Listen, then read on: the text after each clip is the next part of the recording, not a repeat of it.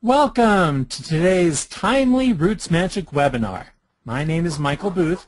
I'm Vice President of RootsMagic and one of its developers. And also with us this afternoon is the Roots Magician himself, Bruce Busby. And Bruce, of course, is the President of RootsMagic and its author. Now, RootsMagic 5 is the latest version of our award-winning software which makes family history easy. And one of its fun and useful new features is the timeline view.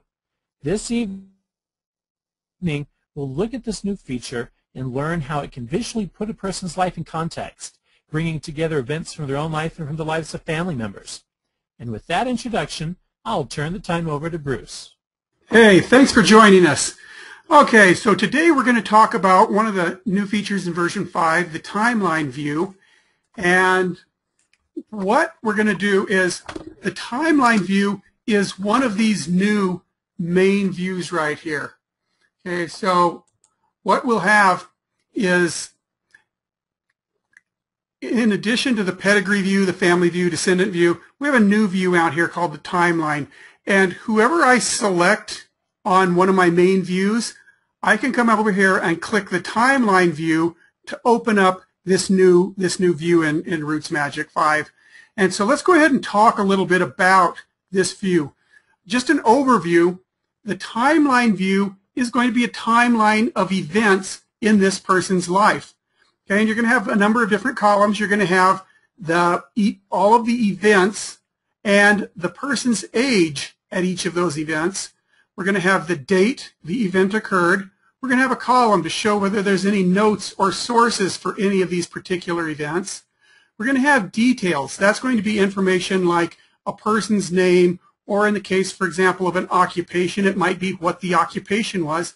And finally, we're going to have the place that each particular event happened in. Now, in addition to the timeline list, there's also a graphic timeline up here at the top. And the graphic timeline actually has two rows. You'll notice this person row, which is in red, and the family row, which is in blue. Now, the person row is going to be the events that happened in this person, in this case Howard Smith Jr., in his life. The blue line, the blue row, are going to be the events that happened in his family members' lives. Now, RootsMagic is not going to throw every family member up into this timeline because this would get very unwieldy. But what it will include is his parents, his siblings, his spouses, and his children. Okay, and so on this list right here, you'll notice that some of these items in the events are bold. The bold items are going to be the events from his or her own life.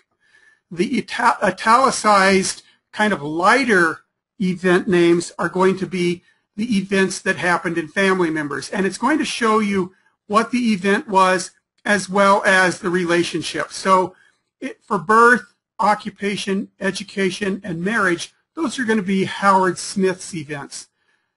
These others are going to be the death of a sibling, the birth of a spouse, the birth of a sibling, the death of a mother. And so it's going to tell you what the event was and the relationship as well. Okay, now this graphical timeline, these bold events are going to be the events that show up on the red, and the italicized events from other people's lives are going to be the ones that show up in blue. Now, whichever event is highlighted, so if I select birth, you'll notice there's like a light blue bar right here. That's showing you what I actually have selected. And so this happens to be the birth, and it's highlighting that particular birth event. If I come down here to occupation, you're going to see that blue bar moves and covers the entire occupation from 1903 to 1918.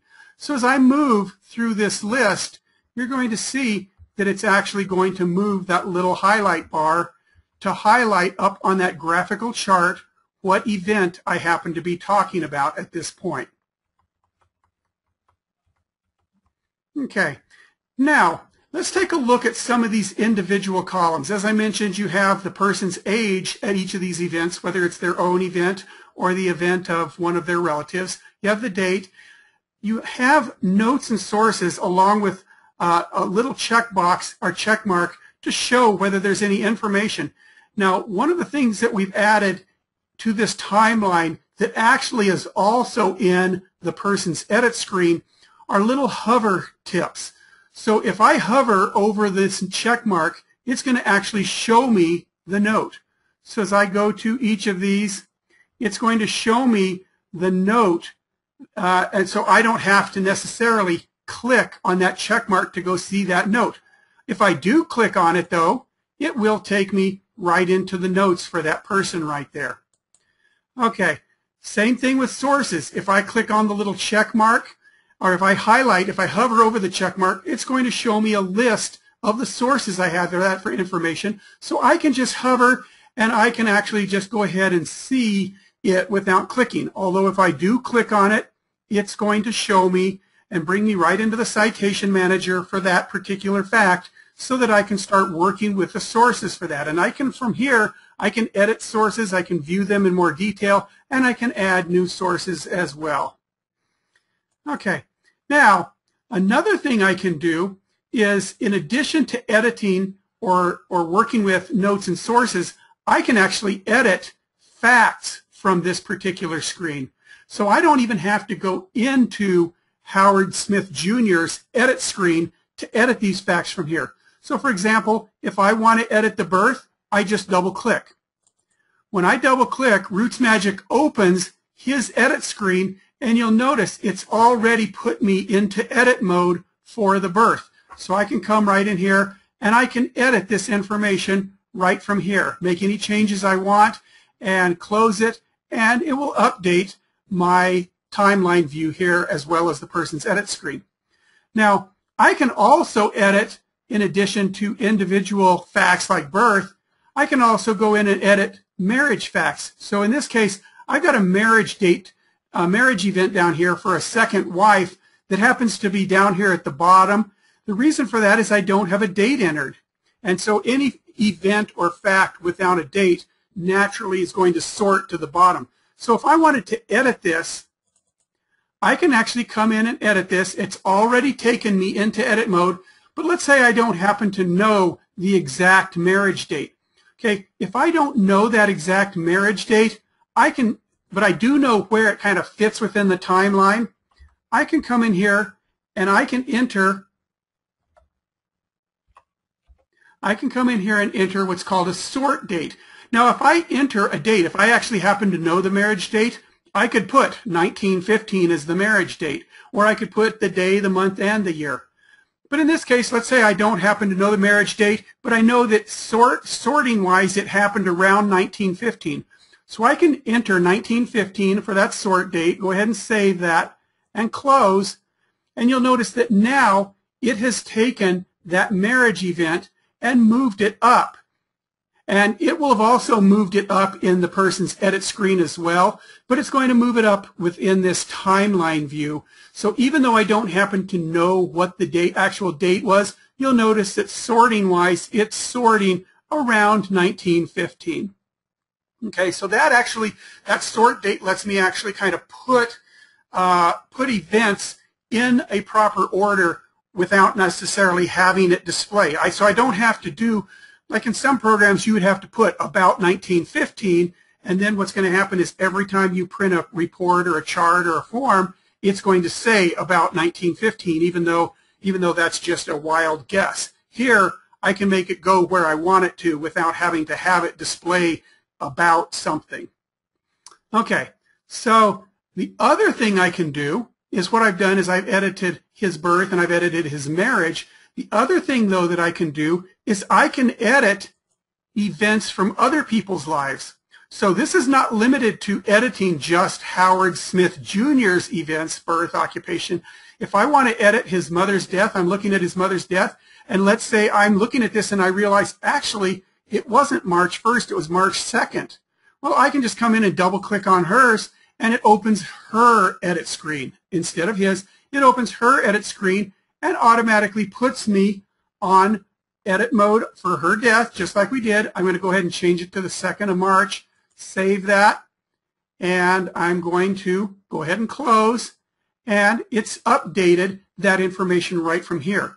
So what this is letting me do is see this person, Howard Smith Jr.'s life in context with his parents, his siblings, his spouses, and his children, so I can see the other things that are going on around there as well. Okay, let's take a look though at some of these options. What we've done is we've just kind of looked at the bare, as is type of report. But I'm going to come up here to options, and when I come up to options, there's a number of options I can select. So I'm going to, for example, I'm going to say I want to show shared events. So if I show shared events, when I click that, you'll notice events that I have entered for somebody else, in this case for his father, but that I have shared with him, those events will now show up. That's what the little double arrow means, is that this is an event that I didn't actually add this shared census event to Howard Smith Jr. I actually added it to his father, and then from his father's screen, I shared it with him. So I can now have events that I've added to other people and shared with this person. I can show those, or I can hide them. So it's up to me which way I want to do that. Okay, let's take a look at a couple of other options. Okay, we're going to come up here, and you'll notice that over here, all of my places are just the city, county, state, country. Right now, I don't happen to have place details. If you look up here, you'll see that it says he was born in St. Mark's Hospital in Avon, Polk, Iowa. But right here, it's just showing Avon, Polk, Iowa. So if I want these places like St. Mark's Hospital to show here, I can check that, click done, and now that and Charleston College, the place details are now going to show up in the place column as well. Okay, let's look at another option. There's another option right here called reverse place names. You'll notice that all of these places go from the most specific place to the most general, city, county, state, country, or hospital, city, county, state, country. Well, a lot of times, especially on this timeline view, reversing these place names can be really handy, because looking at this, I can't really get a good idea of where this person may have moved to or from. So if I go ahead and reverse those place names, all of a sudden now it's reversing them, and so I'm seeing, that I've got Iowa, South Carolina, Iowa, South Carolina. So I can see that according to these places in this sample database I have, there's a lot of stuff going back and forth between Iowa and South Carolina. Now, if you're looking down this place column and you're seeing a bunch of the same places, let's say you're seeing Texas, Texas, Texas, Texas, Texas, and all of a sudden you see New York and then Texas, Texas, Texas, that's going to be an indicator to you that you may want to actually go kind of double check that place. So it's helping you kind of see if a person did, move, where they may have moved to and from, much easier than having to go and analyze each one of those places. It kind of jumps out at you when you were sorting it by the most general part of the place first. Okay, another option you have is, let's say you don't really use this graphical part much. Let's say the main thing you're interested in is this list. Well, there's an option here where you can tell it to not show the graphic timeline. So if you turn that off, the little graphic timeline goes away, and you can see more rows of information. So it's up to you whether or not you want that graphic timeline to show up. If you're more interested in getting more lines on the screen, then you can do that by just turning off that graphic timeline. The last option is kind of a filter, and it lets you decide which other family members you actually want to show in this timeline. So for example, if I turn off parents, siblings, child, and spouse, if I turn all those off, I'm basically going to get a timeline of just this person's events. And in this case, it's going to also show the shared events as well. But if I turn off the shared events, then it's going to give me just the events in his own life. But I can go and turn these on. If I only want him and his siblings, then I have just a list of him and his siblings.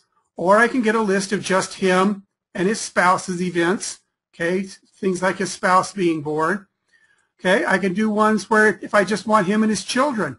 Okay, here is him and events from his children's life. Okay, so you could go in and turn those on or off to customize this kind of any way that you want. Okay, now the last thing I'm going to show you on here is what we've been doing right here is we've been working just with Howard Smith's timeline. Now, unlike some of these views, like if we go out here to the pedigree view, if I highlight, it's kind of easy to switch from person to person. And, you know, I can just click on a different person and I can see a new person. Well, the timeline view is a little different because it's kind of geared around this particular person. Yes, it's showing you events in other people's lives, but for the most part, this is Howard Smith Jr.'s timeline. But we added some functionality to allow you to move from person to person within this timeline, and that's what these little heads are for. Okay, the little heads, if you have an event in your timeline that refers to somebody else, and that could either be that person's marriage event, it would have their spouse, or it could be any of the other events, a sibling, the mother, the spouse, any event within this person's timeline that has something to do with another person, you can just click on this little head next to that event to jump to that person. So if I'm looking at this and I see this information about his brother, Burton, and I want to see Burton's timeline, I can just click on the little head and I'm now on Burton's timeline. I've just jumped to Burton. Okay, and from Burton I can just jump to somebody else. Now, the trick though is what happens if I've jumped from Howard Jr. to Burton? How do I get back to Howard? Well, what I can do is on your toolbar, you click on this Go to Last Edit, this little left arrow. Okay, I just click on that and it's going to jump back to Howard. Okay, now I can hear you right now saying I don't have a little green left arrow button on my toolbar, and that's most likely true because that is not one of the default buttons that normally shows up on your toolbar. Okay, that button right there is the same as going to search and then coming down here to back. Okay, it's part of the history list. The history list in RootsMagic, as you move from person to person, RootsMagic keeps track of the people as you go through them, and back moves to the previous person. So you could, if you don't have that little button on your toolbar, you can do a couple of things. You can go to search and click on back, or if you happen to know the hotkey, you can do Control Left. Just hit that on your keyboard, Control Left, and that will move back to the previous person. So in other words, if I go to Burton Sylvester, okay, I'm on Burton Sylvester, I can come up here to search and then back to jump back to Howard. Or again, if I go to, I jumped to the wrong person here. Okay, or I could go to and just hit the Control Left arrow. But I'm going to show you how you can go ahead and put this little button on your toolbar.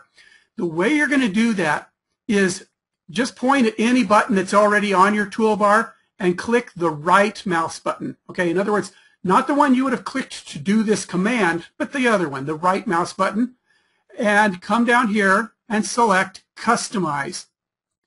Now, once you select Customize, this is where you can actually do things like turn off the toolbar. So like if I do that, it turns the toolbar off, or I can turn it back on. So if you don't want the toolbar, you can do that. I love having the toolbar, so I leave it there. Now, there's other things you can do. You can create new toolbars and stuff, and we may do a future webinar on that. But for right now, what I'm more interested in is this Commands tab. When I click on this Commands tab, it's going to show me some categories. And if you'll look closely, these categories are actually the same as all my menu items. File, Edit, Lists, Add, View. File, Edit, Lists, Add, Search, Reports. Okay, these are going to be matched up to this. So if you remember, the place I found that left arrow was under the Search menu. So I'm going to go to the Search category, and there's that little button. Now I already have that button there, but let's say I want to, let's pick a different one. Let's say I want to add a home button. In other words, one that returns me back to the root person, my starting person, just by clicking the button. I can select any of these commands and just click my mouse and drag and drop it up to the toolbar. And you see that little black line, that little vertical line? That's going to tell me where it's going to put this button. So if I want it to be right there to the left of that, I just let go and drop it, and I now have that little house button on my toolbar. Now I can do other stuff, like I can, if I decide I don't want to ever do merges, I can click and drag it, and you'll notice that it turns into a little X, meaning if I let go of my mouse, it's going to remove it from the toolbar. No, I'm not going to do that, but that's how you can remove buttons from your toolbar. And you can only do that when this customized screen is open. The other thing I can do is if I want to rearrange buttons. Okay, so in other words, let's say I want my close button, the little door. Let's say I want that to be my first button. Okay, I'm going to click on that and I'm going to drag it all the way to the beginning and I can move it. So as long as this customized screen is open, I can go in and I can select commands and I can drag and drop them up onto the toolbar. I can click on buttons and drag and drop them to different positions to rearrange buttons. And I can click buttons and I can drag them off of the toolbar and let go to remove them. Okay, one last item. Let's say I wanted to add one of these little bars right here, this little vertical bar to separate. Okay, there is nothing in here that says drag a separator. All you have to do is decide, let's say I want a separator bar right here. All I have to do is click on this one and drag it just a little bit. Okay, drag it just a little bit over here, and don't drag it far enough to rearrange it, but just drag it just far enough that the program knows that you want it pulled away from that one a little bit, and it will put a little separator bar in there for you. Okay, so I'm going to go ahead and close this. Once I close this, okay, you notice if I click, I don't drag it and drop things anymore. I can only do that when I right-click and customize. Only in customize mode can I add buttons and take buttons off and rearrange buttons and put the little dividers in. Anyway, so that is how you can add that little left arrow. Now there's one other option that you can do to move back and forth from person to person, and that's over here on the side list. Okay, if you are not seeing this side list, you might have it hidden. Okay, if your screen looks like this and you don't see a side list over there, that means you need to click that little button right there and expand and pop that side list out. And you can, if it ever gets in your way, just click and close it back up. So you can open and close that all you want. You can resize it and make it wider and narrower. But the one you want is this little tab right here. You'll know there's different tabs. Select that little tab right there, the one with the circle with the arrow. That's your history tab. And from here, every time I move from person to person, if I go to Charles, okay, there's Charles. If I then go to Howard, there's Howard. If I go to John Michael, there's John Michael. So as I'm clicking on people, it's adding those people to the top of the list. So each person I go to, it's doing that. So if I want to go back several people, if I want to go back to Phoebe Sophia Davis, I don't have to get up here and go click, click, click, click, click until I get to her. I can just come click on her right here. So I can click on anybody within this history list and jump to their timeline view right away. I can also do that from the main screen, or from the main index list. So if I want to select anybody at all in here that I want, I can just go click on that person's name and it's going to jump right to that person. Again, if I click on the little home button, it's going to take me to that main starting person. Okay, so that's the easy way to move from person to person from the timeline view. Of course, you can always do it the other way. You can always, whoever you've got highlighted here on the timeline view, you could click back on the pedigree view or the family view or one of those and select a different person and then switch back to the timeline. So you can do it that way if you want. Just wanted to kind of show you some other options for being able to do that. There's a question, can you compare two people's timelines side by side? The answer is yes, if you want to be tricky. And the way you'll do that, and what I'm going to do is I'm going to go ahead and close this to make more room. What you'll do is I am in this sample file. Okay, I'm going to go up here, and there's not a built-in way within the one database to do it, but I'm going to come down here and I'm going to open the same file a second time. Okay, so I now have 2 copies of this database open, and I'm going to actually turn off this graphic timeline on these so I can see more rows. And so I can go in and I can select whichever person I want. So for example, right here, I'm looking at Dr. James Smith side by side with Howard Smith. So I can look at those 2 timelines side by side to see if there's any information that I need to. Okay, so it is possible to view 2 timelines side by side. You just have to be a little bit tricky and open up the 2 files, 2 copies of the same database side by side. Okay, a question, do we have historical events timeline? Currently we don't. That is something we actually had put in initially. The problem with that is our historical timeline, which we actually use in our on this day report, had so many events that this data all got lost. Okay, so we are looking at ways to let you be able to select historical information, but on a much smaller scale, so that you don't have 15 events from your own database and 800 events, historical events. So that is something we're working on, but right now this is going to basically be the events in your family's life. Okay, well, it looks like we've covered, I'm looking at the questions, and it actually looks like we've actually covered all the questions that have been asked. So we'd like to thank you for joining us.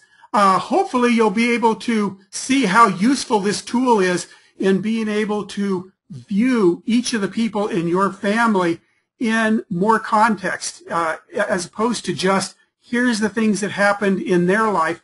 Being able to see all of the things that happened within their immediate family, as looking as a person was born and a sibling passing away, just a couple of months later, and their spouse, seeing where their spouse was born, and their mother passing away at the age of 4. It allows you to see things that you normally would not be able to see in just that person's edit view.